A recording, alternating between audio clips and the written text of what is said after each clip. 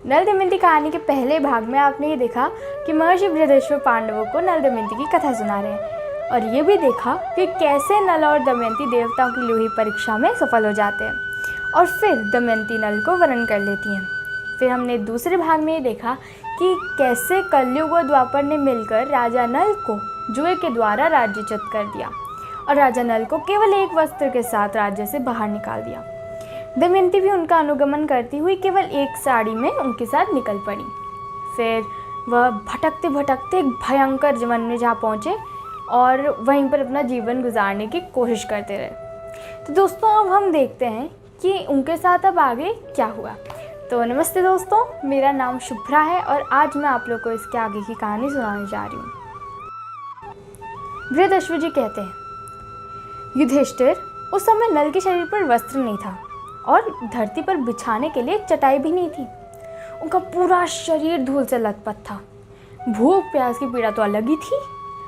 राजा नल जमीन पर ही सो गए। अब दमयंती के जीवन में कभी ऐसी परिस्थिति आई नहीं थी, वह भी वहीं सो गई। फिर दमयंती के सो जाने के बाद राजा नल की नींद टूटी। सच्ची बात तो यह थी कि दुख और शोक की अधिकता के कारण उन्हें सुख की नींद भी नहीं आ रही थी। आंखों के खुलने पर उनके सामने राज्य के छिन जाने, सगे संबंधियों के छूटने और पक्षियों के वस्त्र लेकर उड़ जाने के दृश्य एक करके सामने आने लगे। फिर वो सोचने लगे कि दमयंती मुझसे बड़ा प्रेम करती है, इसी प्रेम के कारण वह मेरे साथ इतना दुख सह रही है। यदि मैं इसे छोड़कर चला जाऊं तो यह अपने पिता के घर चली जाएगी। मेरे साथ तो इसे दुख ही दुख मिलेगा। यदि मैं इसे छोड़कर चला जाऊंगा तो यह संभव है कि इसे सुख भी मिल जाएगा। अंत में राजा नल ने यही निश्चय कर लिया कि अब तो दमयंती को छोड़कर जाने में ही भलाई है। अब दमयंती सच्ची पतिव्रता है, कोई भी इसके सतीत्व को भंग नहीं कर सकता। इस प्रकार त्यागने का निश्चय करके और सतीत्व की ओर से निश्चिंत होकर राजा नल ने यह विचार किया कि मैं वस्त्रहीन हूँ और दमयंती के शरीर पर भी केवल एक ही वस्त्र है। फिर भी इसके वस्त्रों में से आधा फाड़ लेने में ही भलाई है, परंतु फाड़ें कैसे? शायद यह जग जाए। वे धर्मशाला में इधर उधर घूमने लगे। फिर उनकी दृष्टि एक तलवार पर पड़ गई।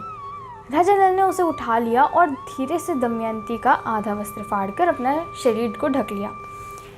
अब दमयंती बहुत गहरी नींद में थी। फिर राजा नल उन्हें छोड़कर निकल पड़े। थोड़ी देर बाद जब उनका हृदय थोड़ा शांत हुआ तब वे फिर धर्मशाला लौट आए और दमयंती को देखकर रोने लगे। वे सोचने लगे कि अब तक मेरी प्राण प्रिय अंतःपुर के पर्दे में रहती थी, इसे कोई छू भी नहीं सकता था। आज यह अनाथ के समान आधा वस्त्र पहने धूल में सो रही है। यह मेरे बिना दुखी होकर वन में कैसे रहेगी? प्रिय तू धर्मात्मा है, इसलिए आदित्य, वसु, रुद्र, अश्विनी कुमार और पवन देवता तेरी रक्षा करें। उस समय राजा नल का हृदय दुख के मारे टुकड़े टुकड़े हुआ जा रहा था। वे झूले की तरफ बार बार धर्मशाला से बाहर निकलते तो फिर लौट आते। शरीर में कलयुग का प्रवेश होने के कारण उनकी पूरी बुद्धि नष्ट हो चुकी थी। इसलिए आखिर में वे अपनी प्राणप्रिय पत्नी को वन में अकेली छोड़कर वहां से चले गए। जब दमयंती की नींद टूटी तब उसने देखा कि राजा नल तो वहां है ही नहीं। वह आशंका से भर के पुकारने लगी कि महाराज, स्वामिन, मेरे सर्वस्व अब कहाँ हैं? मैं अकेली यहाँ पर डर रही हूँ, अब कहाँ गए? अब अधिक हंसी न कीजिए मेरे कठोर स्वामी, मुझे डरा क्यों रहे हैं? शीघ्र दर्शन दीजिए, मैं आपको देख रही हूँ। लो, ये देख लिया। लताओं की आड़ में छिपकर चुप क्यों हो रहे हैं? मैं दुख में पड़कर इतना विलाप कर रही हूँ और आप मेरे पास आकर धैर्य भी नहीं देते। स्वामिन, मुझे अपना या किसी का शोक नहीं है। मुझे केवल इतनी सी चिंता है कि आप इस घोर जंगल में अकेले कैसे रहेंगे? हाँ नाथ, निर्मल चित्त वाले, आपके जिस पुरुष ने यह दशा की है वह आपसे भी अधिक दुर्दशा को प्राप्त होकर निरंतर दुखी जीवन बिताए। दमयंती इस प्रकार विलाप करती हुई इधर उधर दौड़ने लगी। वह उन्मत्त सी होकर इधर उधर घूमती हुई एक अजगर के पास जा पहुंची। शोकग्रस्त होने के कारण उसे इस बात का पता भी नहीं चला। अब अजगर दमयंती को निगलने लगा। उस समय भी दमयंती के चित्त में अपना नहीं, केवल राजा नल की ही चिंता थी कि वे अकेले कैसे रहेंगे। वह पुकारने लगी, स्वामिन, मुझे अनाथ की भांति यह अजगर निगल रहा है, आप मुझे छुड़ाने के लिए क्यों नहीं दौड़ाते। दमयंती की आवाज़ एक व्याध के कान पे पड़ी। वह उधर ही घूम रहा था। वह दौड़ कर आया। उसने देखा कि दमयंती को तो एक अजगर निगल रहा है। उसने अपने तेज शस्त्र से अजगर का मुंह चीर डाला। उसने दमयंती को छुड़ाकर नहलाया, आश्वासन देकर भोजन भी कराया। दमयंती कुछ शांत हुई। फिर व्याध ने पूछा, सुंदरी, तुम कौन हो, किस कष्ट में पड़कर और किस उद्देश्य से यहाँ आई हो। दमयंती ने व्याध से अपनी कष्ट कहानी कही। दमयंती की सुंदरता, बोलचाल और मनोहरता को देखकर व्याध काम मोहित हो गया था। वह मीठी मीठी बातें कर दमयंती को अपने वश में करने की चेष्टा करने लगा। अब दमयंती दुरात्मा व्याध के मन का भाव जानकर क्रोध के आवेश से प्रज्वलित हो गई। दमयंती ने व्याध के बलात्कार की चेष्टा को बहुत रोकना चाहा, परंतु जब वह किसी भी प्रकार न माना तो उसने उसे श्राप दे दिया कि यदि मैंने निषद नरेश राजा नल को छोड़कर और किसी भी पुरुष का मन से भी चिंतन नहीं किया हो तो यह पापी शुद्ध व्याध मरकर जमीन पर गिर पड़े। अब दमयंती के मुंह से ऐसी बात निकलते ही व्याध के प्राण पखेरु उड़ गए और फिर वह पृथ्वी पर गिर पड़ा। व्याध के मर जाने पर दमयंती राजा नल को ढूंढती हुई एक निर्जन और भयंकर वन में जा पहुंची। बहुत सारे पर्वत, नदी, जंगल, हिंसक पशु पिशाच आदि को देखती हुई और विरह के उन्माद में उनसे राजा नल का पता पूछती हुई वह उत्तर की ओर बढ़ने लगी। 3 दिन 3 रात बीत जाने के बाद दमयंती ने देखा कि सामने ही एक बड़ा सुंदर तपोवन है। उस आश्रम में वशिष्ठ, भृगु और अत्रि के समान मितभोजी, संयमी, पवित्र, जितेंद्रिय और तपस्वी ऋषि निवास कर रहे हैं। वे वृक्षों की छाल अथवा मृगशाला धारण किए हुए हैं। दमयंती को कुछ धैर्य मिला। उसने आश्रम में जाकर बड़ी नम्रता के साथ तपस्वी ऋषियों को प्रणाम किया और हाथ जोड़कर खड़ी हो गई। ऋषियों ने स्वागत है कहकर दमयंती का सत्कार किया और बोले, बैठ जाओ, हम तुम्हारा क्या काम करें। दमयंती ने भद्र महिला के समान पूछा, आपकी तपस्या, अग्नि, धर्म और पशु पक्षी तो सकुशल है ना? आपके धर्म चरण में तो कोई विघ्न नहीं पड़ता। ऋषियों ने कहा, कल्याणी, हम तो सब प्रकार से सकुशल हैं। तुम कौन हो और किस उद्देश्य से यहाँ आई हो? हमें बड़ा आश्चर्य हो रहा है। क्या तुम कोई वन, पर्वत या नदी की कोई देवता हो? दमयंती ने कहा, महात्माओं में कोई देवी या देवता नहीं, एक मनुष्य स्त्री हूँ। मैं विदर्भ नरेश राजा भीम की पुत्री हूँ।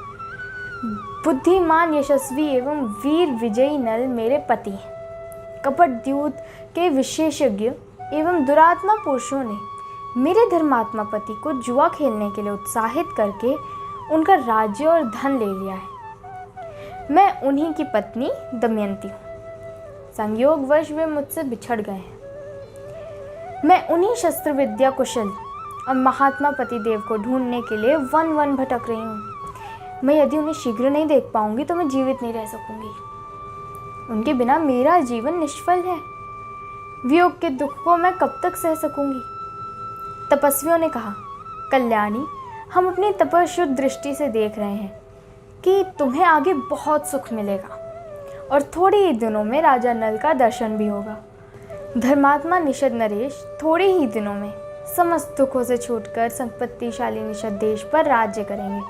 उनके शत्रु भयभीत होंगे, मित्र सुखी होंगे और कुटुंबी उन्हें अपने बीच में पाकर आनंदित होंगे। इस प्रकार कहकर वे सब तपस्वी अपने आश्रम के साथ अंतर्धान हो गए। वह आश्चर्य की घटना देखकर दमयंती विस्मित हो गई। वह सोचने लगी कि क्या मैंने कोई सपना देखा है? यह कैसी घटना हुई? वे तपस्वी आश्रम, पवित्र सलीना नदी, फूल फूलों से लदे हरे भरे वृक्ष कहाँ गए? दमयंती फिर उदास हो गई। उसका मुख मुरझा गया। वहाँ से चलकर विलाप करती हुई दमयंती एक अशोक वृक्ष के पास जा पहुंची। उसकी आंखों से झरझर आंसू गिर रहे थे। उसने अशोक वृक्ष से गदगद स्वर में कहा, शोक रहित अशोक, तू मेरा शोक मिटा दे। क्या कहीं तूने राजा नल को शोक रहित देखा है? अशोक, तू अपने शोक नाशक नाम को सार्थक कर। दमयंती ने अशोक की प्रदक्षिणा की और वह आगे बढ़ने लग गई। भयंकर वन में अनेकों वृक्ष, गुफा, पर्वतों के शिखर और नदियों के आसपास अपने पतिदेव को ढूंढती हुई दमयंती बहुत दूर निकल पड़ी थी। अब वहाँ उसने देखा कि बहुत सारे हाथी, घोड़े और एक व्यापारियों का एक झुंड आगे बढ़ रहा था। व्यापारियों के प्रधान से बातचीत करके और यह जानकर कि वे व्यापारी राजा सबाहु के राज्य चिदी देश में जा रहे हैं, दमयंती उनके साथ हो गई। उसके मन में अपने पति की दर्शन की लालसा और बढ़ती गई। कई दिनों तक चलने के बाद वे व्यापारी एक भयंकर वन में पहुंचे। वहाँ एक बड़ा ही सुंदर सरोवर था। लंबी यात्रा के कारण सब लोग बहुत थक गए थे, इसलिए उन लोगों ने वहीं पर पड़ाव डाल दिया। अब दैव व्यापारियों के प्रतिकूल था। रात के समय जंगली हाथी व्यापारियों के हाथियों पर टूट पड़े और उनकी भगदड़ में सबके सब व्यापारी नष्ट भ्रष्ट हो गए। कोलाहल सुनकर दमयंती की नींद टूटी। वह इस महासंहार का दृश्य देखकर पावली सी हो गई थी। उसने कभी भी ऐसी घटना नहीं देखी थी। वह डर कर वहाँ से भाग निकली और जहाँ कुछ बचे हुए मनुष्य खड़े थे वहाँ जा पहुँची। तदनंतर दमयंती उन वेद पाठी और संयमी ब्राह्मणों के साथ जो उस महासंहार से बच गए थे और शरीर पर आधा वस्त्र धारण किए चलने लगी और सायंकाल के समय चिदी नरेश राजा सबाहु की राजधानी में जा पहुँचे। जिस समय दमयंती राजधानी के राजपथ पर चल रही थी, नागरिकों ने यही समझा कि कोई बावली सी स्त्री है। छोटे छोटे बच्चे उसके पीछे लग गए। दमयंती राजमहल के पास जा पहुंची। उस समय राजमाता राजमहल की खिड़की पर ही बैठी हुई थी। उन्होंने बच्चों से घिरी दमयंती को देखकर धाय से कहा, अरे जरा देख तो, यह स्त्री बड़ी दुखी मालूम पड़ती है। अपने लिए लगता है कोई जगह ढूंढ रही है। बच्चे इसे दुख दे रहे हैं, तू जा और इसे मेरे पास ले आ। यह सुंदर तो इतनी है कि मानो मेरे महल को भी धमका देगी। धाय ने आज्ञा का पालन कर लिया और दमयंती को राजमहल में ले आई। राजमहल दमयंती का सुंदर शरीर देखकर पूछा, देखने में तो तुम दुखिया जान पड़ती हो, तो भी तुम्हारा शरीर इतना तेजस्वी कैसे है? बताओ, तुम कौन हो? किसकी पत्नी हो? असहाय अवस्था में भी किसी से डरती क्यों नहीं हो? दमयंती ने कहा, मैं एक पतिव्रता नारी हूँ और मैं तो कुलीन हूँ, पर दासी का काम करती हूँ। अंतःपुर में रह चुकी हूँ, मैं कहीं भी रह जाती हूँ। फल मूल खाकर अपना दिन बिता लेती हूँ। मेरे पतिदेव बहुत गुणी हैं और मुझसे बहुत प्रेम करते हैं। मेरे अभाग्य की बात है कि बिना मेरे किसी अपराध के ही रात के समय मुझे सोती छोड़कर न जाने कहाँ चले गए हैं। मैं रात दिन अपने प्राण पति को ढूंढती और उनके वियोग में जलती रहती हूँ। इतना कहते कहते दमयंती की आंखों में आंसू आ गए। वह रोने लगी। दमयंती के दुख भरे विलाप से राजमाता का जी भर गया। वे कहने लगी, कल्याणी, मेरा तुम पर स्वाभाविक ही प्रेम हो रहा है। तुम मेरे पास रहो, मैं तुम्हारे पति को ढूंढने का प्रबंध करूंगी। जब वे आएंगे तो तुम उनसे यहीं मिल लेना। दमयंती ने कहा, माताजी, मैं एक शर्त पर यहाँ रह सकती हूँ। मैं किसी का झूठा नहीं खाऊंगी, मैं किसी के पैर नहीं धोऊंगी और किसी भी पुरुष के साथ किसी प्रकार की बातचीत नहीं करूंगी। यदि कोई पुरुष मुझसे दुर्चेष्टा करे तो उसे दंड देना होगा। बार बार ऐसा करने पर उसे प्राणांत दंड भी देना होगा। मैं अपने पति को ढूंढने के लिए ब्राह्मणों से बातचीत करती रहूंगी। आप यदि मेरे इन शर्तों को स्वीकार करें तो मैं यहाँ रह सकती हूँ, अन्यथा नहीं। राजमाता दमयंती के नियमों को सुनकर बहुत प्रसन्न हो गई और उन्होंने कहा कि ऐसा ही होगा। तदनंतर उन्होंने अपनी पुत्री सुनंदा को बुलाया और कहा कि बेटी देखो, इस दासी को देवी समझना, यह अवस्था में तुम्हारी बराबर की है। इसलिए इसे सखी के समान राजमहल में रखो और प्रसन्नता के साथ इसके साथ मनोरंजन करती रहो। सुनंदा प्रसन्नता के साथ अपने महल में दमयंती को ले गई। दमयंती अपने इच्छानुसार नियमों का पालन करती हुई महल में रहने लगी।